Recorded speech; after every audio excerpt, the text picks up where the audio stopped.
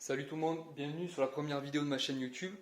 Cette chaîne YouTube aura pour thème la coutellerie, vous l'avez compris. Donc je vais vous présenter des couteaux d'artisan, des couteaux industriels, vous faire des retours d'expérience sur des systèmes d'affûtage, vous donner des conseils aussi sur la fabrication de couteaux. Je vous montre rapidement ça.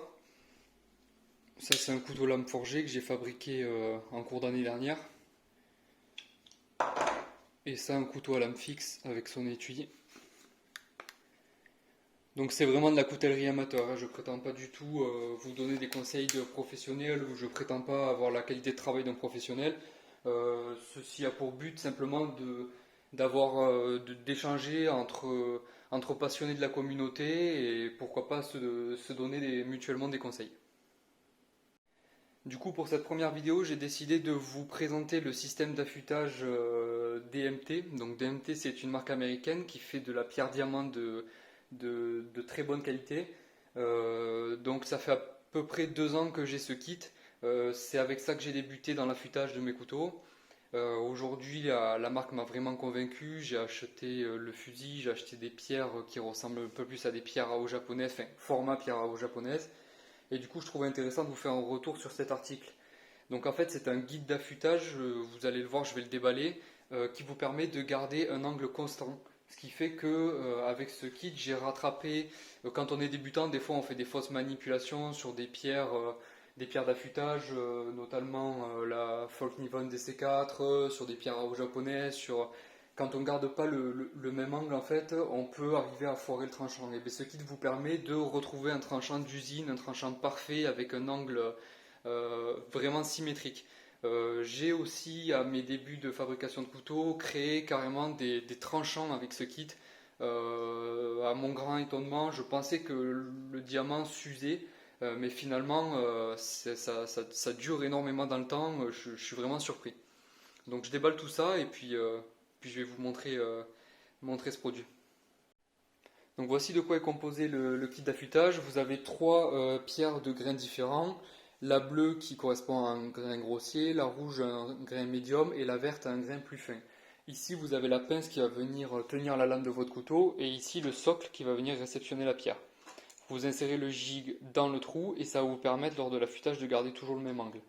Ici vous avez un système qui vous permet d'affûter les couteaux à serration. Donc ici on n'en aura pas besoin. Vous avez un petit guide qui vous explique quel angle utiliser en fonction de quel couteau vous avez. Donc si vous avez un couteau de cuisine, un couteau de chasse où l'angle doit être un petit peu plus obtus, enfin voilà, il vous donne quelques conseils. Donc ce que je vais faire, je vais vous faire une petite démo sur un couteau que justement j'avais l'intention d'affûter. Je monte tout ça et on se retrouve tout de suite. Donc le couteau en question c'est le tiers par Lirand. Je vais volontairement saboter le tranchant, comme ça je vais vous montrer l'efficacité du système.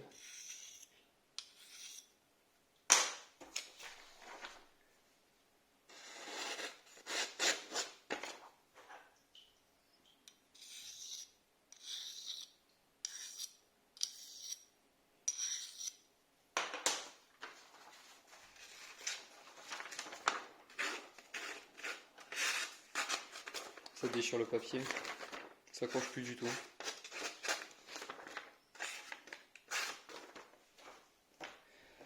Voilà, donc je vais mettre en place le couteau dans la mâchoire.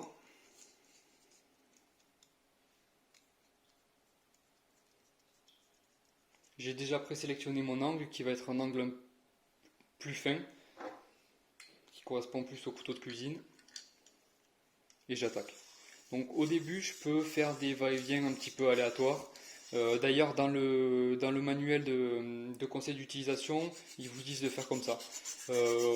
En ayant un petit peu plus d'expérience sur les systèmes d'affûtage comme les pierres à eau, les pierres céramiques, j'ai vu que pour avoir la finition la plus propre, c'est de faire des mouvements complets comme ça sur tout le tranchant et compter les mouvements, puis faire le même nombre de mouvements de l'autre côté du tranchant. On verra ça tout à l'heure. Donc pour l'instant, pour gagner un petit peu de temps, je fais des petits ronds un petit peu hasardeux. Je vais changer de côté.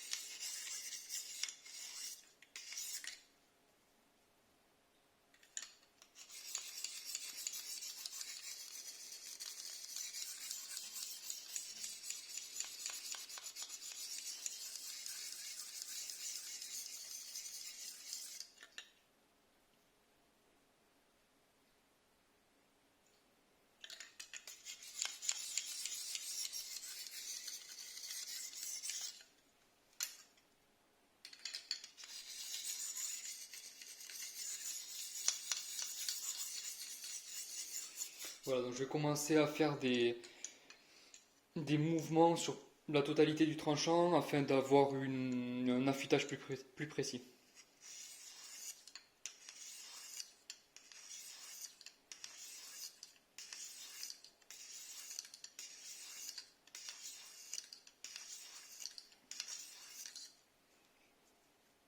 Hop.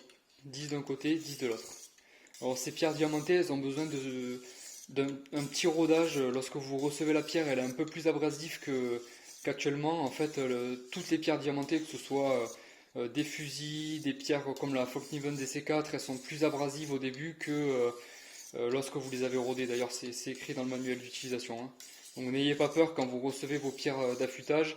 Ne vous dites pas c'est trop abrasif, je la mets de côté. Il faut vraiment l'user sur un couteau à la limite auquel vous ne tenez pas trop. Et après vous l'utilisez sur vos lames un petit peu plus, donc vos lames préférées quoi.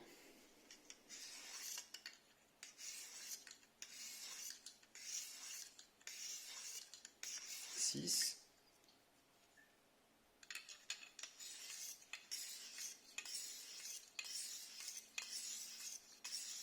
6. Je passe à 4, 4 d'un côté, 4 de l'autre.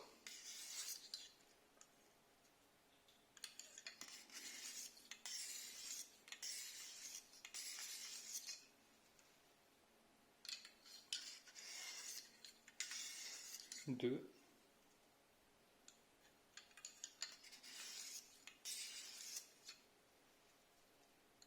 Ça c'est ma méthode. Après, il y en a plusieurs. Je pense que je vous laisserai faire vos essais tout seul.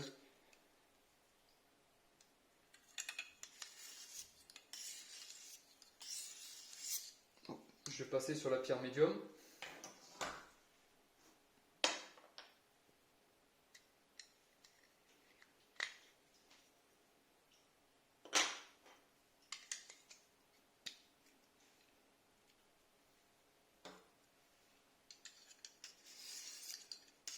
On sent de suite que c'est beaucoup plus fin.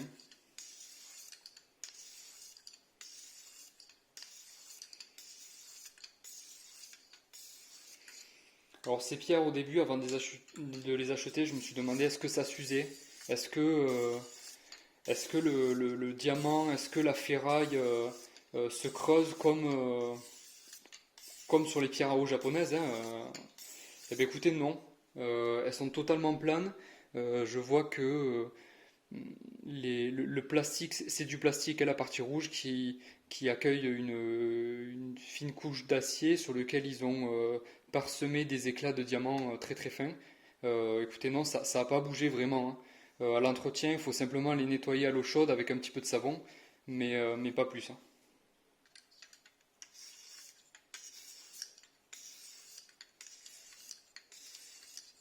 6.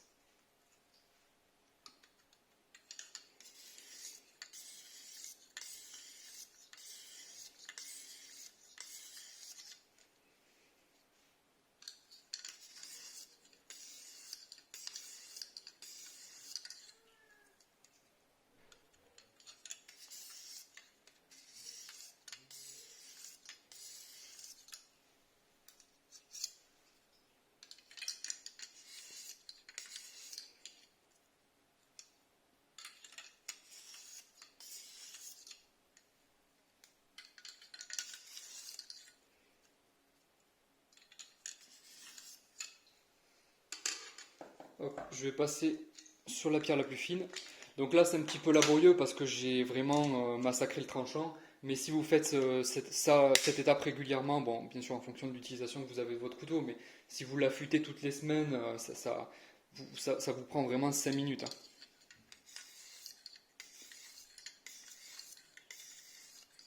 Là au moins vous êtes sûr de ne pas vous tremper. Si vous êtes débutant, il n'y a pas de souci d'angle.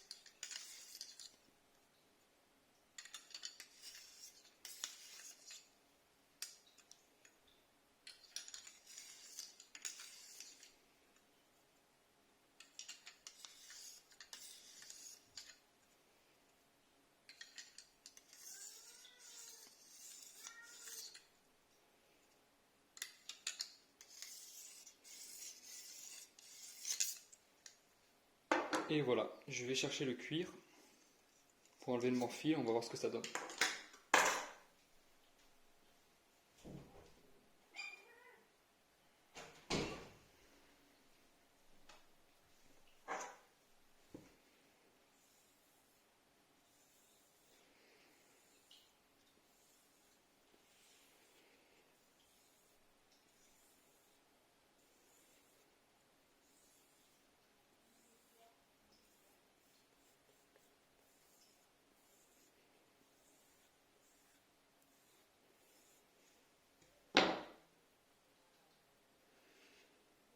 Je pense que vous voyez pas très bien à la caméra, je vois qu'elle fait pas trop la mise au point.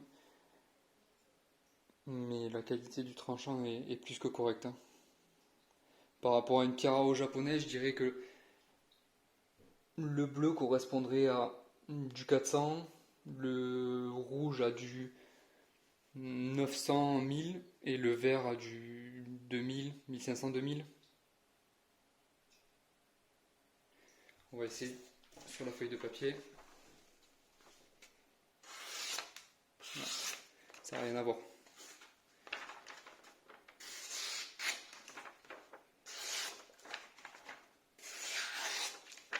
Ça n'a rien à voir. Il n'y a vraiment pas d'erreur avec ce système, c'est pour ça que j'avais débuté avec ça d'ailleurs. Comme je vous dis, si vraiment un jour vous venez à foirer un tranchant à main levée sur une pierre dont vous n'avez pas trop l'habitude d'utiliser, ça vous permet vraiment de repartir avec un couteau avec un tranchant d'usine. Je vous sors une feuille de papier un petit peu plus souple, un petit peu plus fine et dure à découper, on va voir ce que ça donne. Ouais, c'est un scalpel. Vraiment, il n'y a pas photo. Je ne sais pas si vous voyez bien.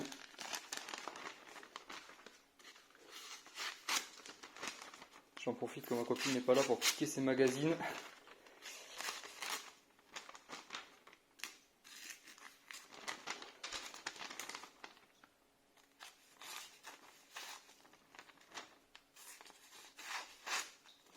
Et voilà.